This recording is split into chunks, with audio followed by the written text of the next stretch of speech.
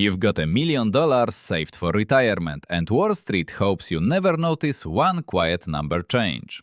The 4% withdrawal rule they sold you is now closer to 3.3% today.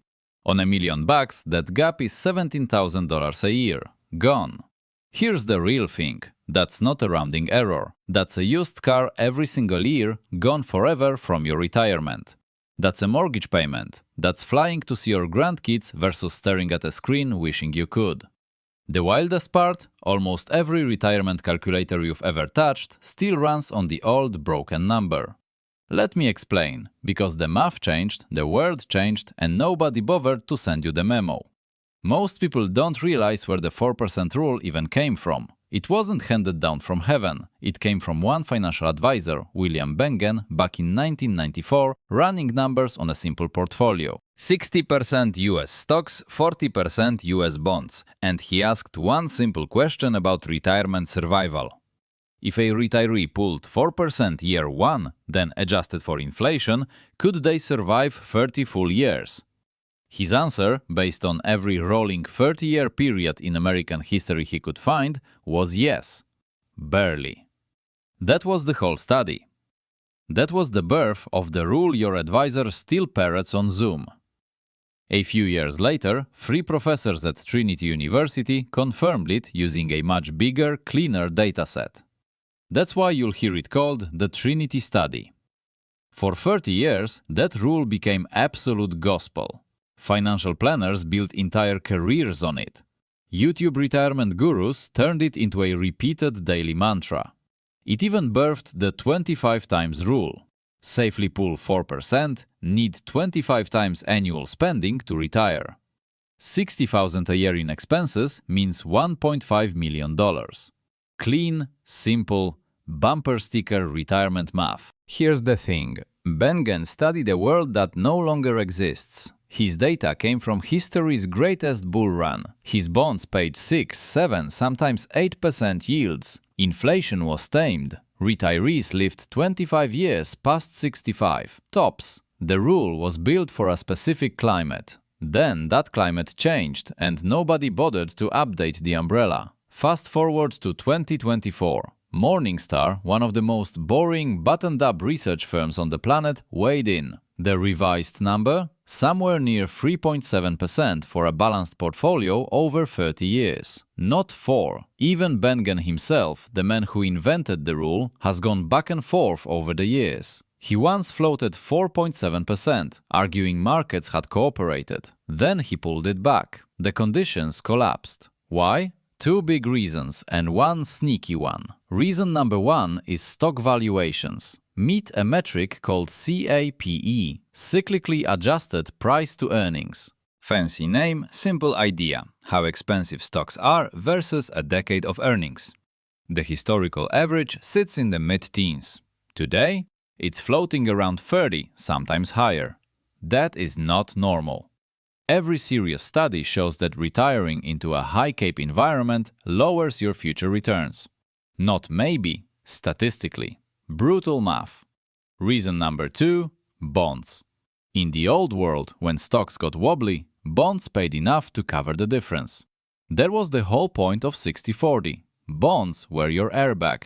Yields set near zero for over a decade. Yields have climbed back up, sure, but real returns after inflation are far thinner than Bengen's data assumed. Your airbag has deflated. And the sneaky one? Longevity. Bengen's 30-year window looked plenty aggressive back in 1994. Today, if you retire at 65 in halfway decent health, planning only 30 years is downright optimistic. A married couple has a real chance one partner lives past 95. Your plan needs to survive that. 4% withdrawals spread over 40 years inside an expensive market?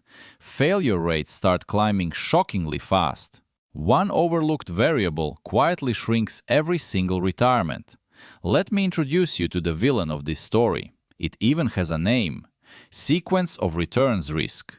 The single most misunderstood force in all retirement planning. Here's the thing. Most people think retirement is about average returns. Wrong. It's the order that matters. It's about the order those returns actually show up in. Let me break it down with a simple example. Imagine two retirees. Both start with $1 million. Both pull out $40,000 a year every year. Both, spread over 30 years, earn the exact same average return, say 7%. Identical averages, right? Now here's the trick. Retiree A gets a great first decade. Markets boom. Her portfolio actually grows.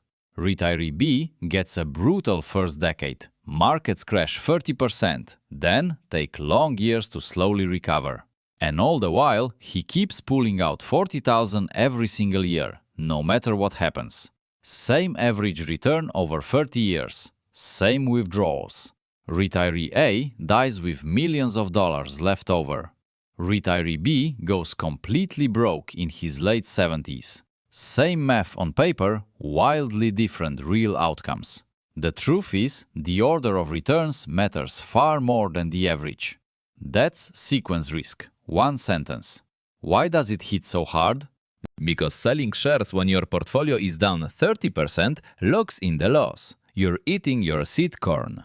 Those shares can never recover because you already spent them to pay bills. It's a permanent wound baked into any strategy that just autopilots a fixed withdrawal through every market downturn. Now add inflation. This is where it gets ugly. The 4% rule isn't really 4% forever. It's 4% in year one, then adjusted upward for inflation every single year after retirement begins. So when inflation runs 3, 4, sometimes 5%, your actual withdrawal dollar amounts are quietly compounding upward. Not the prices in the store, your real dollar amount coming out of that shrinking portfolio yearly. Start at $40,000 with 3% inflation, and 20 years later, you're pulling over $70,000 annually from a portfolio that may have taken hits early on. See the trap forming right beneath your feet? And then longevity strikes again. A 30-year plan is now the starting point, not the ceiling anymore. Every year you add on, the safe withdrawal rate has to drop lower and lower to survive intact. You're asking the portfolio to endure longer with bigger inflation-adjusted withdrawals through many more potential market downturns ahead. Here's the twist that most retirement calculators online still quietly hide from you, even today in 2026. Those little tools asking 3 questions and spitting out a happy green number use ancient assumptions inside them. They still default to old 4%, still assume 30 years, still assume historical returns front-loaded ones. Returns from a golden period we are honestly unlikely to ever see again in our modern investing lifetimes. Garbage in, garbage out. You feel safe, but you're really planning your retirement with a busted compass. So what's the real number for someone retiring in 2026? Here's what the updated research actually says. Based on valuations, bond yields, inflation risk, and longevity, the defensible baseline sits closer to 3.3%. Some researchers say 3.5, some say 3. 3.3 is a fair middle for today. That's what updated safe withdrawal research lands on for a fresh retiree with balanced portfolio and longer horizon. Now watch what that tiny shift does to your target. Most people don't realize how big this gets. Under the old rule, $60,000 a year in expenses meant $1.5 million saved, 25 times. Under the new baseline, $60,000 a year means you need closer to $1.82 million. That's an extra $320,000 for the same lifestyle, just because the assumptions got honest. The 25 times rule quietly became 30 times, and most planners still aim at the old target today. That tiny shift changes your FIRE number by hundreds of thousands. Let me put a real number on it. Say you're planning modest retirement, $60,000 a year, all in. Under 4% thinking, you feel done. You cross the finish line at $1.5 million. You quit the job, you throw the party. 6 months in, markets drop 25%. You're pulling out $60,000 from a portfolio shrinking under you. Inflation adjusts the draw to 62, then 64, then 67,000, while your balance keeps sliding downward. 10 years in the bad scenarios, your 1.5 million looks more like 800,000, and you still have 20, maybe 30 years left to fund. Here's the thing, the math got harder. Now run the scenario with a 1.82 million target and a 3.3% baseline. Same downturn, same withdrawals, but you started with more cushion and you're pulling a smaller percentage each year. 10 years in the same bad path, you're sitting on well over $1 million still. Same market, same person, wildly different outcome. That right there is the true cost of the broken rule. And here's the thing most people don't realize about their own behavior in a real market crash. The average investor doesn't hold through crashes. They sell at the worst possible moment and sit in cash. Then they buy back in higher, and that behavior alone knocks another 1 to 2% off returns. So the theoretical 4% already assumed you'd behave like a robot. You won't. Nobody actually does. That's not an insult. That's biology. The practical safe rate for a real human is even lower. With real emotions, in a real market, the safe number sits well below the paper 4%. There's a real difference between looking wealthy and actually being retired. Looking wealthy is just the account number. Actually retired means that number keeps generating income for 40 years without you unretiring at 78 for rideshare. Real wealth is durability, not the balance on the screen. So what do you do with a broken rule? Here's the counter thesis. The 4% rule isn't just wrong on the number, it's wrong in design. Any fixed percentage rule is fragile. It doesn't care what markets are doing this year, good or terrible. It doesn't flex when your portfolio needs it. And retirement, done well, is a flexible living thing. The smarter frame is dynamic withdrawal. Spend a little more when the portfolio is thriving, less when hurting. You build in a cash buffer so you never have to sell stocks during a brutal market crash. You review the plan every single year, not every 30.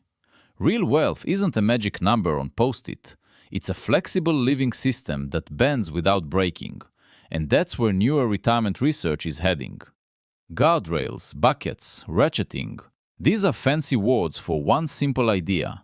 Don't put your financial life on autopilot. Don't trust a rule invented in 1994 using data from 1926. Adjust it. Here's the actual framework. Step 1. Start your withdrawal at 3.3% of your portfolio, not 4, 3.3. So if you retire with 1.5 million, that's about 49,500 your first year. If that number doesn't fund your life, you have two choices: save more or design a smaller lifestyle. Both are valid, neither is a failure. Step 2. Use guardrails, a method popularized by Guyton and Klinger. The rule of thumb: if your withdrawal rate drifts more than 20% above your starting rate, cut spending. That happens because markets tanked. Maybe cut spending by 10% for a year or two, then reassess. If it drifts 20% below your starting rate because markets soared, you can give yourself a raise. That's it. Two simple rails. Portfolio talks, you listen. This simple flex alone raises your safe starting rate. Meaningfully, because you're no longer forcing the portfolio to survive the absolute worst possible market sequence blindly forever. Step 3. Cash bucket. Keep 2 to 3 years of your basic spending in cash or very short-term bonds. Not fun, not sexy, won't win yield contests. But when the market drops 30%, you don't panic sell. You spend from the bucket. You let the risky assets recover. Then you refill the bucket in good years.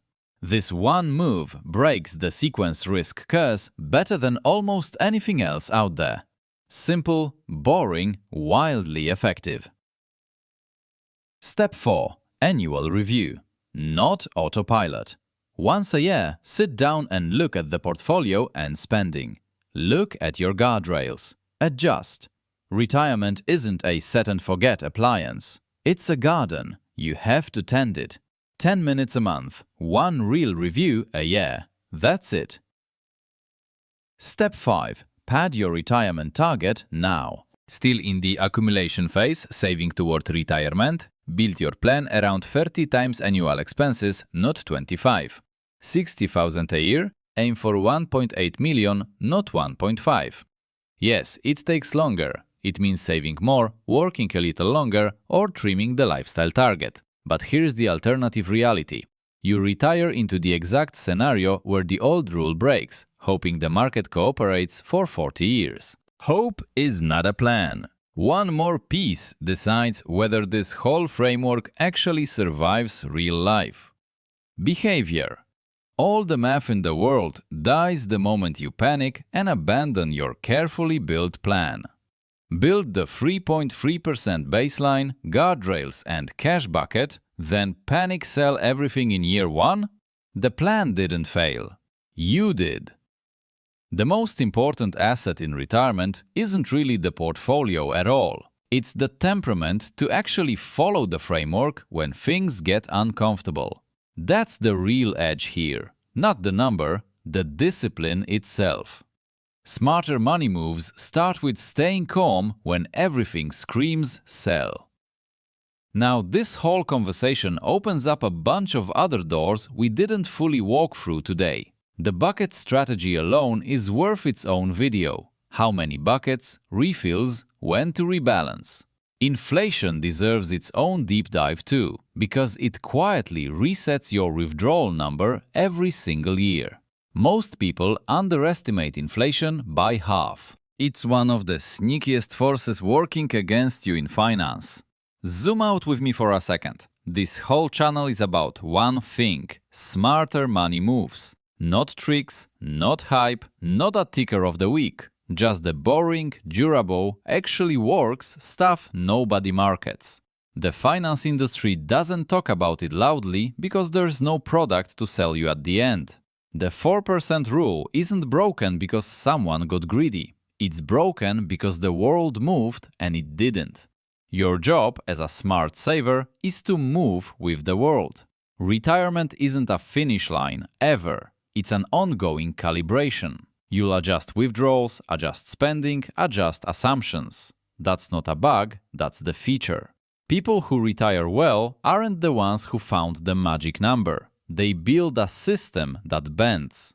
Before you go, one small ask that costs you nothing but truly means a lot to me here. If this helped even a little, if it made you rethink the retirement number you've been quietly trusting, hit subscribe. This is Andy Explains Money, where every week we pull apart one piece of financial wisdom. Next video, we go deep on the bucket strategy. How many buckets, what fills each, when to refill. So you never sell stocks in a crash again. You definitely won't want to miss that one. Seriously. Drop a comment. What's your target retirement number right now? Are you still running the old 25 times math? Or already thinking in 30s? I read them all, I reply often. That's how this channel gets better. One honest conversation at a time. The truth is, the 4% rule had a good run. 30 years. That's more than most financial ideas get. But every rule has an expiration date, and this one's stamped.